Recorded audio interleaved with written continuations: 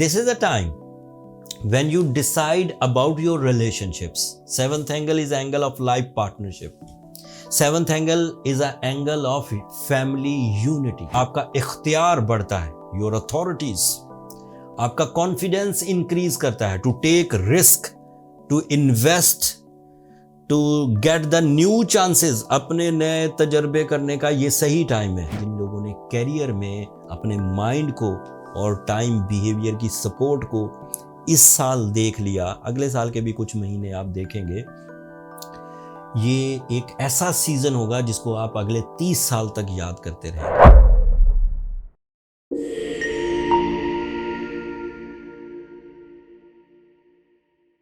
अस्सलाम वालेकुम जेमिनाइज, मैं हारिस अज़मी, प्रोफेशनल एस्ट्रोलॉजर, आपकी खिदमत में हाजिर हूँ इस हफ्ते की तशरीह बयान करने के लिए।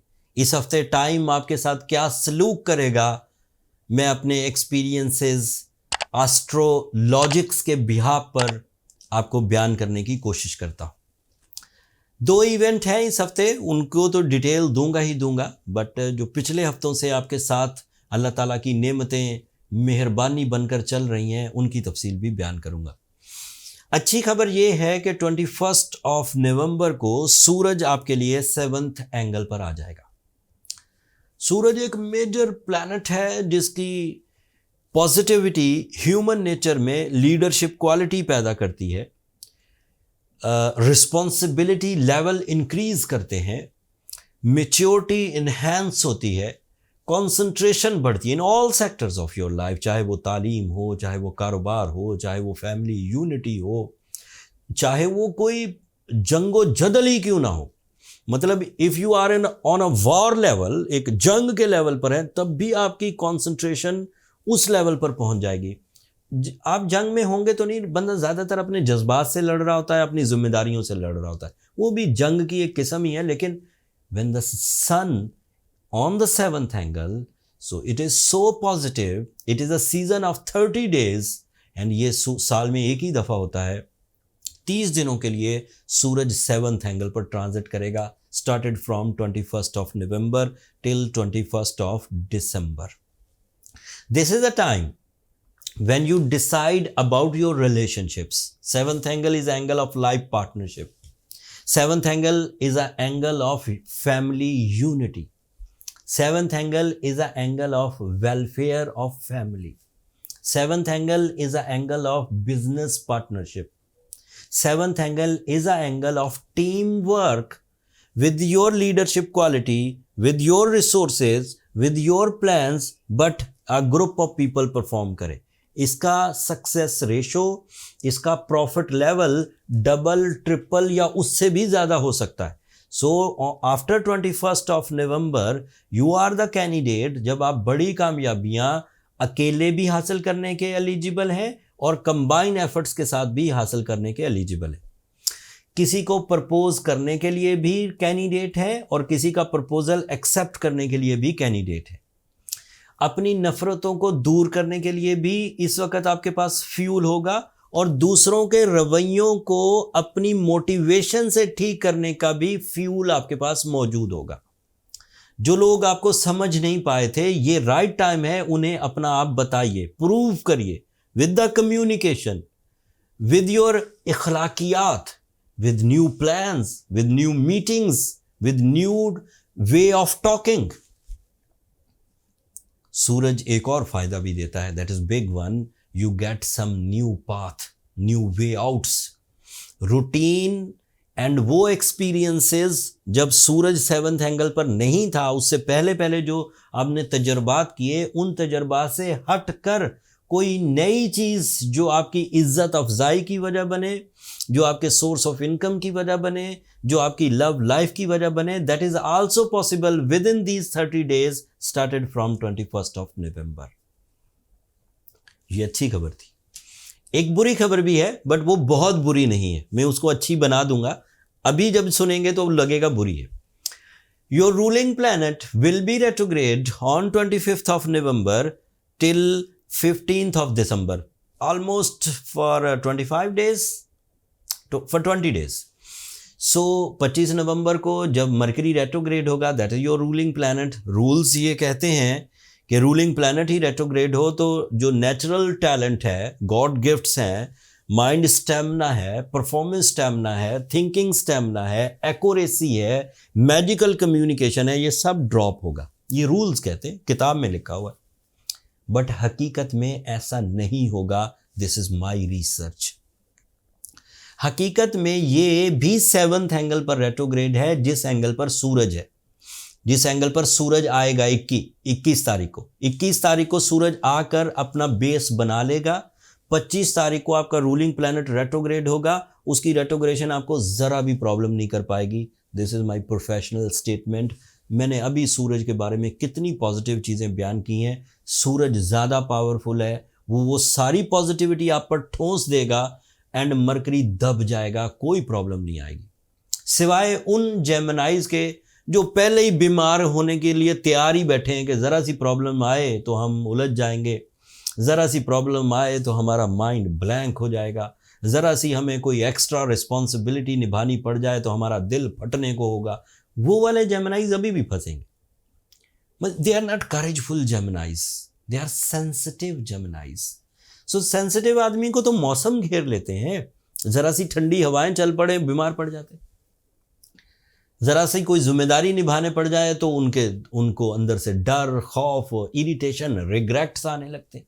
वो सेंसिटिव कहलाते हैं। उनके लिए तो क्या बहारें, क्या खिजाएं, उनको तो दिन और रात घेर लेते हैं, मौसम घेर लेते हैं, लोगों के रवैये घेर लेते हैं, ज़रा सी नाकामी। वो जेमिनाइज को रेमेडी में एंड पर दे दूंगा, उन्हें पहले अपनी सेंसिटिविटी दूर करनी होगी।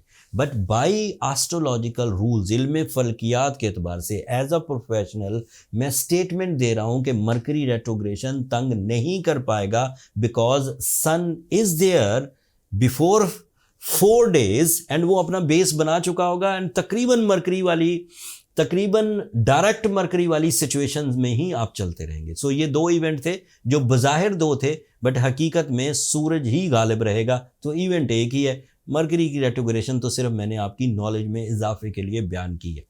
अब अदरवाइज पॉजिटिव प्लैनेट सुनिए।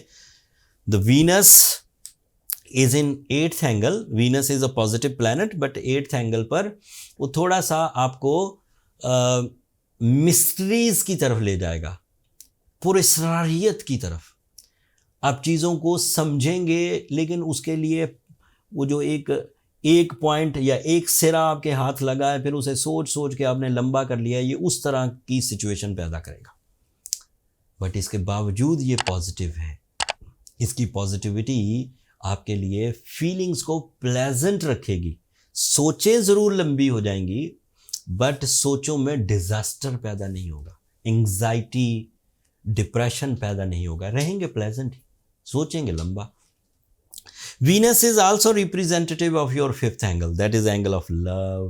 That is the angle of attachments, social connections.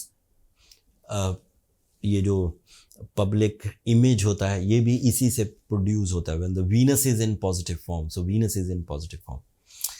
आपके लिए मार्स आपके लिए 3rd एंगल पर है। Vedic astrology, western astrology, Persian astrology, all astrological calculation methods मुत्तफिक हैं इस बात पर कि मार्स 3rd एंगल पर आपको गैर मामूली सक्सेसेस देता है।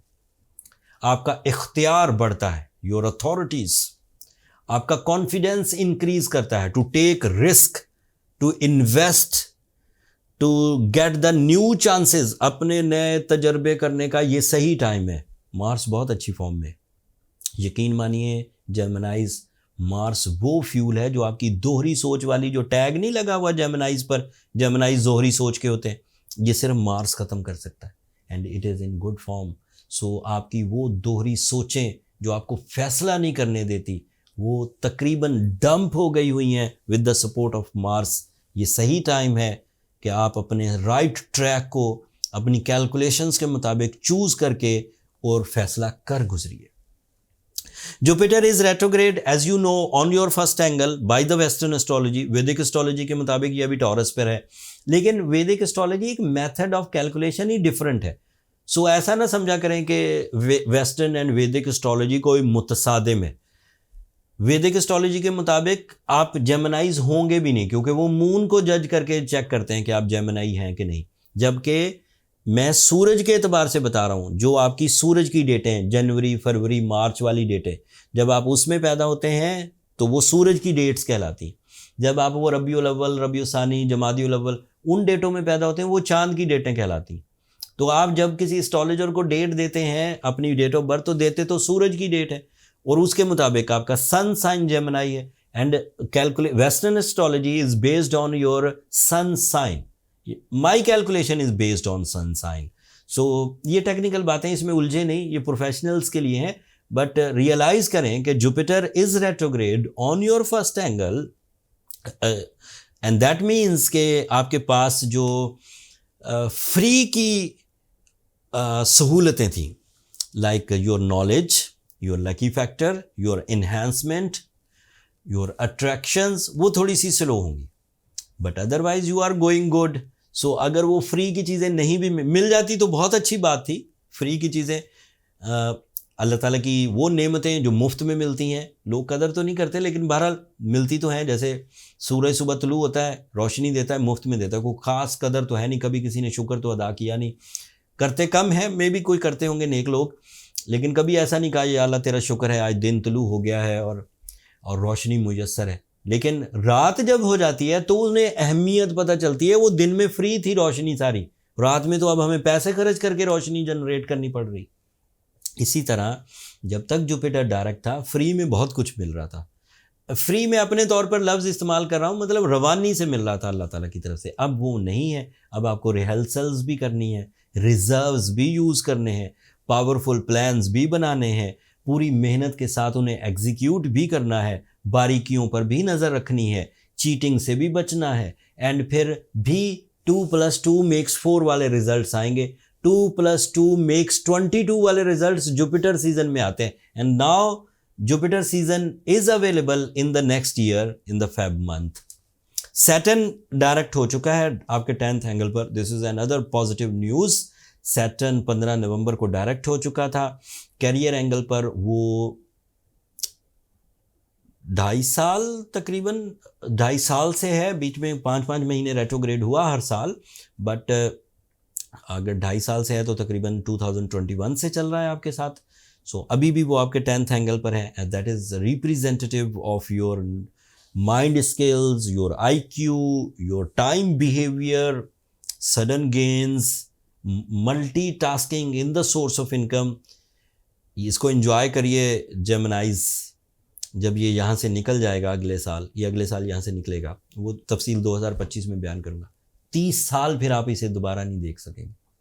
इस 10th एंगल पर 30 साल नहीं आएगा। तो आपके पास आखिरी महीने हैं, एंजॉय करिए। जिन लोगों ने कैरियर में अपने माइंड को और टाइम बिहेवियर की सपोर्ट को इस साल देख लिया, अगले साल के भी कुछ महीने आप देखेंगे, ये एक ऐसा सीज़न होगा जिसको आप अगले 30 साल तक याद करते रहेंगे। इन बातों को लिख लीजिए, ये बातें आपको याद आएंगी।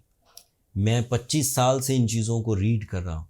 जो मौसम गुजर जाते हैं, हमारे पास उनकी यादें ही रह जाती हैं। फिर दोबारा अल्लाह ताला की नेमत, अल्लाह ताला की रहमत बनकर आ जाए तो आ जाए। रूल्स ये कहते हैं कि सैटर्न दोबारा आपके 10th एंगल पर 2054 में आएगा।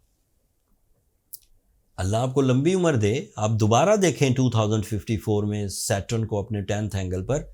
लेकिन अभी तो एंजॉय कर लीजिए, अगर ना देख पाए तो लिहाजा इसको अभी एंजॉय करिए। बात अभी ख़त्म हुई। जो लोग अच्छे, पावरफुल, स्ट्रॉन्ग एंड प्लानफुली चल रहे हैं, सक्सेसफुल हैं, no need for any type of remedies, you are going good. But ऐसे जेमिनाइज जो सेंसिटिव है, इमोशनल सेंसिटिव है, सेंटिमेंट्स बहुत ही कंप्लेनिंग हैं, रिलेशन डिस्ट्रक्शंस में जा रहे हैं, और भी बहुत सारी प्रॉब्लम्स हैं, उन्हें एमरल्ड पहनना चाहिए। एमरल्ड की रिप्लेसमेंट में रूबी भी पहना जा सकता है। सूरह शम्स पढ़िए 5 दफ़ा। एमरल्ड पहनिए तो ज़ैम्बिया का या फिर सवात का पहनिए। रूबी पहने तो साउथ अफ्रीका का या फिर अफ़गानिस्तान का पहने। हमने ये चारों माइंस से बेहतरीन एमरल्ड्स एंड रूबीज़ कलेक्ट करके अपने स्टोर पर लिस्ट कर दिए हैं। जिन लोगों को हीलिंग पॉइंट ऑफ व्यू से स्टोन्स दरकार हो वो उस स्टोर से ऑनलाइन बाय कर सकते हैं, पूरी दुनिया में कहीं से भी बैठकर। अगले हफ्ते अल्लाह ताला की मज़ीद नेमतों के मुंह खुलेंगे। सोलर सिस्टम तो अपनी रोटेशन पर है, कोई ना कोई नया वाक़या होगा, कोई ना कोई नया टाइम बिहेवियर उभरेगा, वो तफसील अगले हफ्ते बयान करूँगा। तब तक के लिए मुझे और मेरी टीम को अब इजाज़त दीजिए। अपनी दुआओं में हमें ज़रूर याद रखा करें एंड चैनल को सब्सक्राइब करना मत भूलिएगा। जेमिनाइज़, आपकी सब्सक्रिप्शन हमारी हौसला अफजाई की वजह बनती है। अगले हफ्ते तक के लिए अल्लाह ने के बाद।